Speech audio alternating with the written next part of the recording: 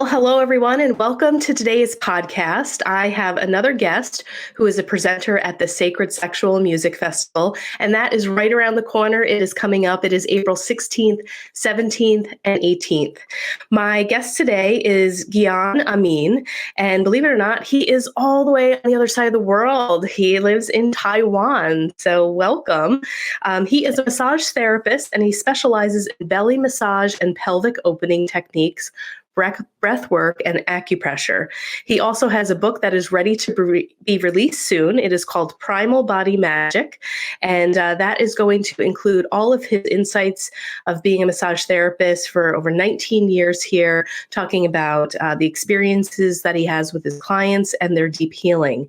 And at the Sacred Sexual Music Festival, he's going to be presenting on April 16th, and his topic is When Sexual Energy Arises in Therapy. So very interesting. Gyan, welcome to the Path 11 podcast. Hello. I'm very excited to be here. Hi. Hi. So how did you get connected with this festival being all the way over in Taiwan? Do you know Wendy, or how did you find it? How did it find you? It found me. I did not find you. Wendy edited. She's the editor of my book that is coming really, really soon. So she, as you can hear, English is not my mother tongue. So she was editing and proofreading. Did amazing work. Yes. Yeah, great. So tell me a little bit, have you always lived in Taiwan? Or is that where you're originally from, or how did you wind up there? No, the audience maybe can't see that I'm Caucasian. I'm Israeli. I started to travel really at my early 20s, and I lived in many different countries. And in Taiwan, I live since 2014. I was coming and going to Taiwan since the early 2000s. I learned Chinese starting 2003, I think. And now Wow. I'm a resident here. So you found your place there and you never left. Sounds like you love it there.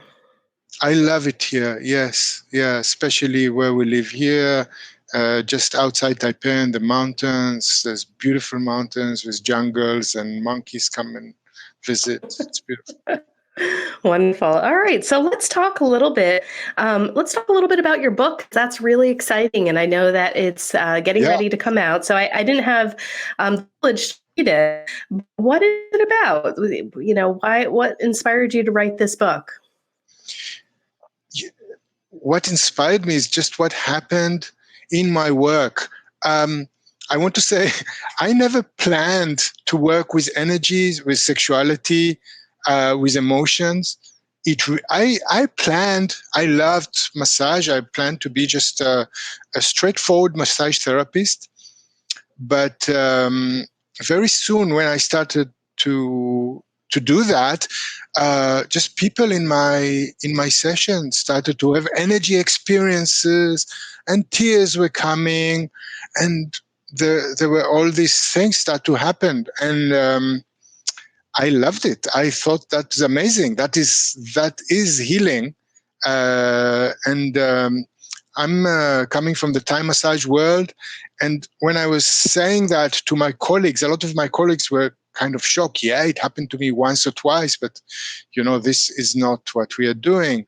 But for me, maybe because of my own healing journey, it made a lot of sense. And I just was diving into it and researching it and finding what exactly is supportive for the client, where exactly that I'm touching, what's exactly about the interaction between me and the client is causing a certain opening to happen. What is it? What is it exactly that is allowing? Is it allowing someone to open up, to heal? What is it? So the book is about that. Okay, wonderful. Now you mentioned Thai massage. So I have had only a total of 3 sessions of Thai massage in my life. Phenomenal. I mean, well, number one, it's amazing to watch somebody like you, the massage therapist, bring my body and stretch my body into all these different positions. I mean, the massage therapist, for our listeners, if you have never had a Thai massage, I highly recommend it, because like therapist is down on the floor with you. They're stretching you. They're using their hands, their feet. It's an amazing experience that I had. And I remember my very first session, I didn't know what to expect. And I don't know if this is the same, of how you do it, or if different forms of Thai massage, but I remember he was able to know what areas needed to be worked on by like pressing certain areas in my belly. And I forget the ins and outs of it, but he was able to like locate different things. And I also had a very emotional experience with it. And I also remember when I was on my belly and he was working on my back, I had a past life vision come to mind, and an experience that I wasn't clearly ready for, or like, oh my gosh, what is this? Why am I flashing back to a past life? So it was a very profound experience. And since then, I always try to get at least one Thai massage in a year, because it just does something to my body that's much different than traditional massage. So we've never talked about Thai massage before on the podcast. Would you mind kind of going into a little bit more about what Thai massage is? Thai massage is a modality that developed in Thailand, that is influenced by different traditions. It's influenced by Ayurvedic traditions. In many ways, it does look like Ayurvedic massage. It is influenced by Chinese medicine. And it is also influenced by the local village shamanic work that they have there. And Wow. this whole thing came together in the Thai culture and became Thai massage. And then maybe in the 80s, the Westerners started to be interested and wanted to learn about it. And then it started to get spread out in the West by different people. Here in Canada, you call it Thai yoga massage, right? Oh, I'm not sure. We're in New York, so I'm not in Canada. Okay. Yeah. It's called Thai massage, Thai yoga massage.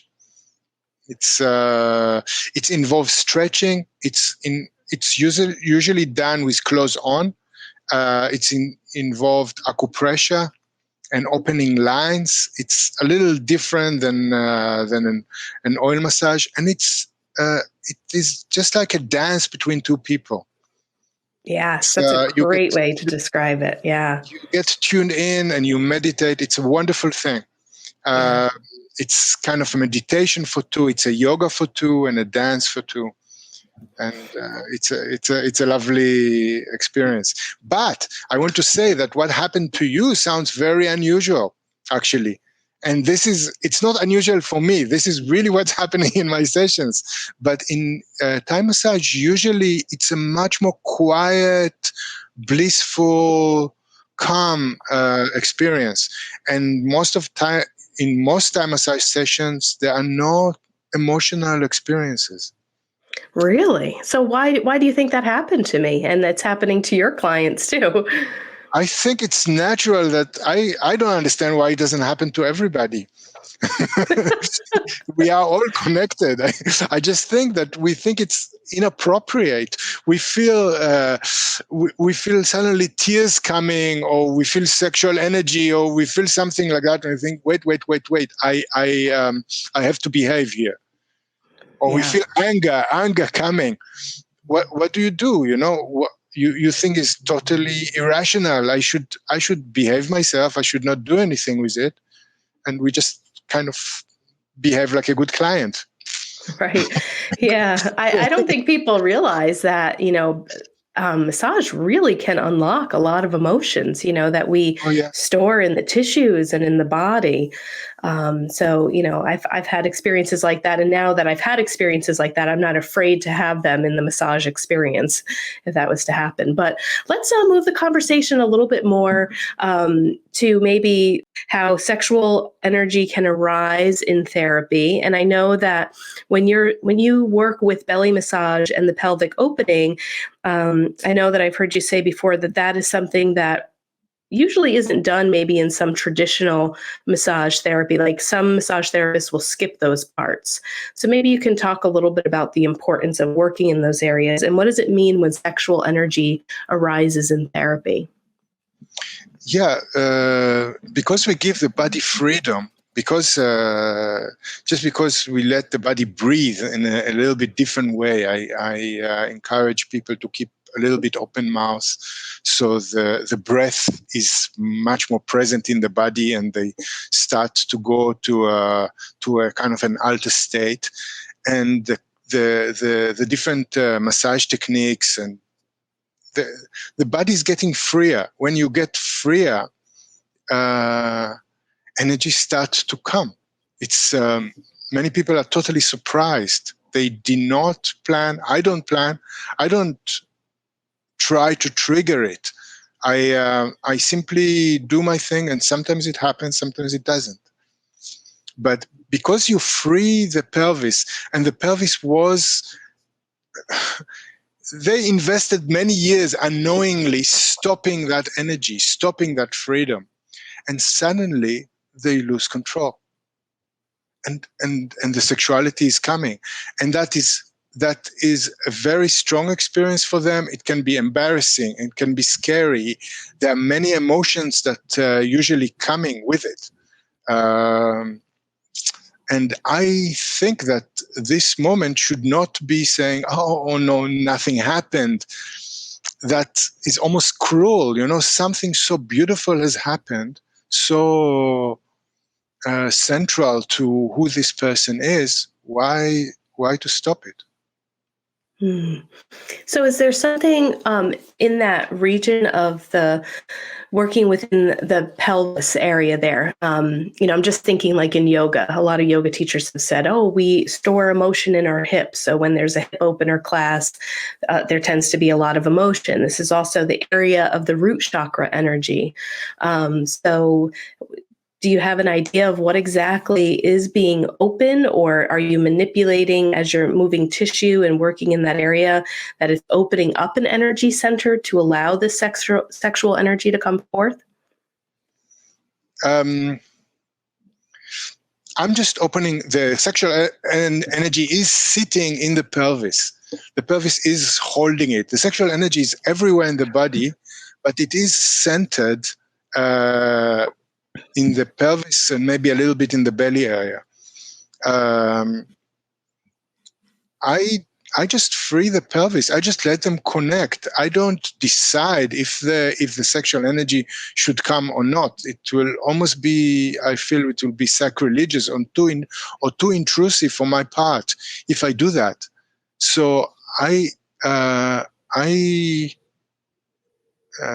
listen to the body, feel where that body want to go, and I will support that. Is that sounds too vague? No, that's a helpful start. And what about the abdomen too? So like, again, these are areas that you will focus on that you sometimes say can be ignored by other massage therapists. So what is it about doing the work within the belly in that massage? Because I'm trying to think of all the massages that I have had, and I would say the only time they're really touching the belly area is if they're working on the psoas muscle. We had another presenter that talked about that too on the podcast, but yeah, I don't think I've ever had my belly massaged. So yeah, if you can talk about that. Yeah, I just want to give the audience a little the perspective of the massage therapist. As a massage therapist, if you are doing this every day and you just have many clients coming in, you don't want trouble. What is trouble? When a person starts to cry and or become angry or become sexual, all these things are trouble from a massage therapist perspective. If you just want to do your work, but so they ignore it. I think that is why we ignore it. Is that simple? But I don't want to ignore it. For me, healing is a very important thing, and I don't. It's not that I want to see my clients cry. I don't care. It's not about me. It's just It's really about them. It's really about giving them the space to connect with themselves, just the way they need to in that session. Hmm. So when you say it's trouble, why do you think some massage therapists feel that if their client cries or sexual energy arises or they get angry, why is that trouble for most massage therapists? What are they afraid of when that happens? I am coming from a quite suppressed background. I totally understand why it's scary. You don't. This is something that you don't want to deal with it because you cannot deal with it yourself. You see yourself. You don't accept your own sexuality. You don't accept your own emotions. It is a difficult thing for you yourself to accept in yourself, and then that triggers it. This is one thing. The other things, what exactly to do? They don't know what to do when this is happening. They feel, what should I do next now? She's crying. What to do? And I've heard from different experiences people tell me that they had this experience that the massage therapist says, come on, relax, no problem. Just relax. That's it. They're scared of that. And how do you direct your clients when this happens? I ask them to allow whatever happening. It is very different from each person. I really trust my intuition. Sometimes I talk, sometimes I don't talk. Sometimes I talk a lot. Sometimes I'm quite silent. But it's all about allowing them to express it. Many times I'm asked, open your eyes and show me with your eyes what is happening to you. Mm-hmm. Connect with me. Show me that. I want to see you. Mm-hmm. Giving them the space to say, yes, what's happening to me now is okay. I am safe. I am here, and something is happening that is a little strange for me, and that's okay. I'm having the freedom, and that is a very liberating feeling for that person, and a feeling of deep connection with them. Yeah. So if we have massage therapists who are listening and they maybe are a little frightened or scared when their clients have these experiences, what kind of advice would you give or mentoring would you give to massage therapists to not be afraid of this, but to maybe move into their practice a little bit more with allowing this space to be available for their clients? What would you tell them? You need to do your own deep emotional work always.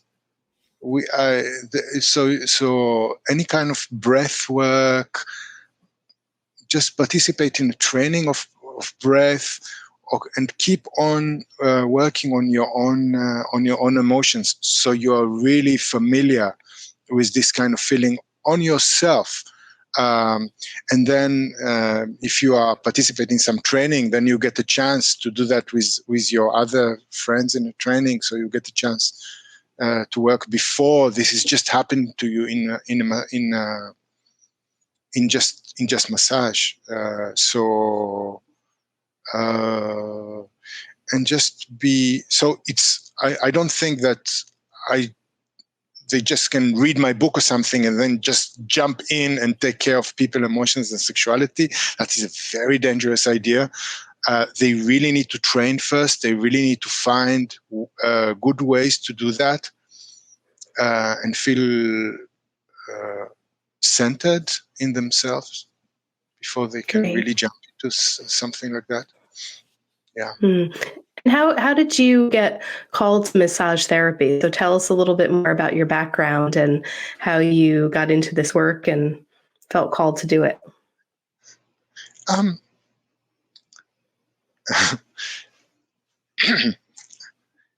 I didn't plan to be also a massage therapist. I told you I didn't plan to work with emotions and sexuality, but I even didn't plan to work with massage therapist.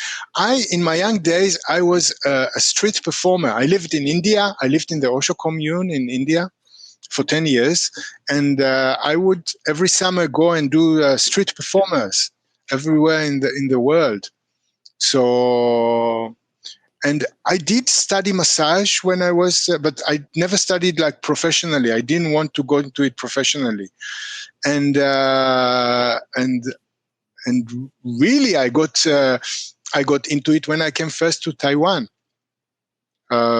So I met a Taiwanese girl in India that I fell in love deeply with that time on the beach, and she's still my wife now. This is more than 20 years later. And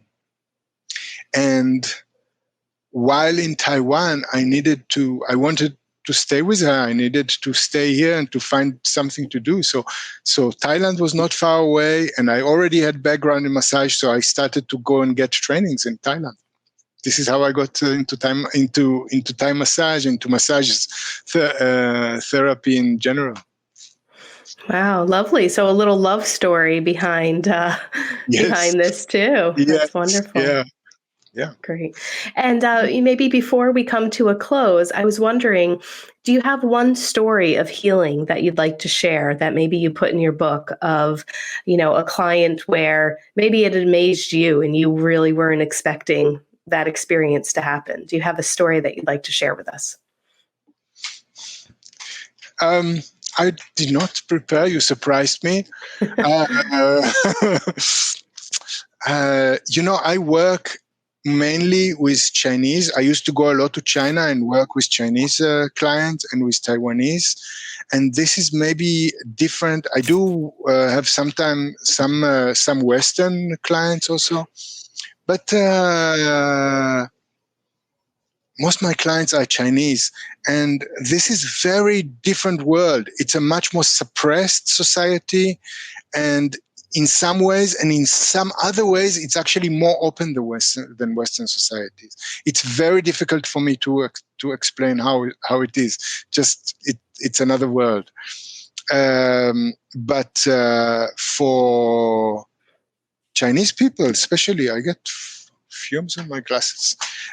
For Chinese people, especially if they're highly educated, they are very cut away from the body. And I just remember that I had in Beijing one client that she was a law scholar. She was a law doctor. She was a very young woman, maybe in her late 20s, and extremely brilliant. She spoke very good English.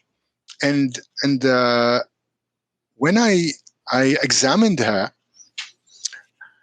I just noticed I usually let people stand up, and then I check a little bit. I do some kinetic test and check the bodies, and I checked her body. Her pelvis was extremely rigid. And then I told her, listen, your pelvis, do you know that the pelvis is really rigid? Can you notice this thing? And she said, excuse me, what's pelvis? So I said, we talked in English, so I repeated the same thing in Chinese. Gupan, your pelvis, your gupan, your pelvis is stuck. She says, oh. She just repeated the name again in Chinese to herself, Gupan. Where is pelvis? Where is gupan? Where is it? I really needed to show her. And that was a whole from then on, a whole discovery. It was amazed to see that such a brilliant person could live just in her mind and would not even know where it is.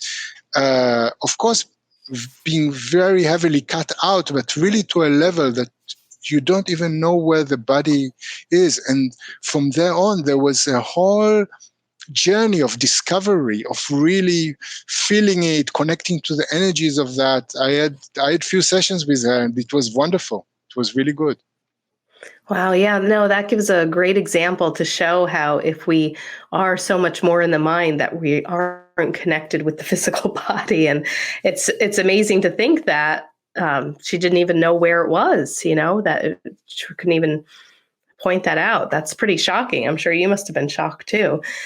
Yeah.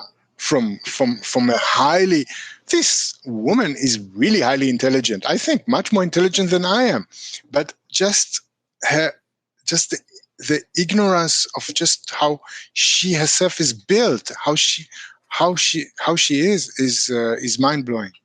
Yeah. And you say like you have people stand up, when they come to you and you do a little bit of an assessment. I've had my massage therapist do that too. And I'm like, what are you looking for? How can you see? What do you see? And they're able to like tell like if my hips are out of alignment or if my shoulders are like, really close to the ears. But I always found that fascinating that they'll just say, okay, stand there for a second, turn around, and they're doing this like assessment. So what is it that you can see when you're looking at people before you even touch them? And how do you assess that? Like, what's your experience and how you visually see whatever it is that you see? Well, I'm looking for patterns of holding in the body, and everybody has a pattern. So I'm looking at the body, and I'm looking lovingly at a person, but I'm looking for problems. So does this make sense? Yeah. Well, and how do you know if there's a holding pattern? Just by looking?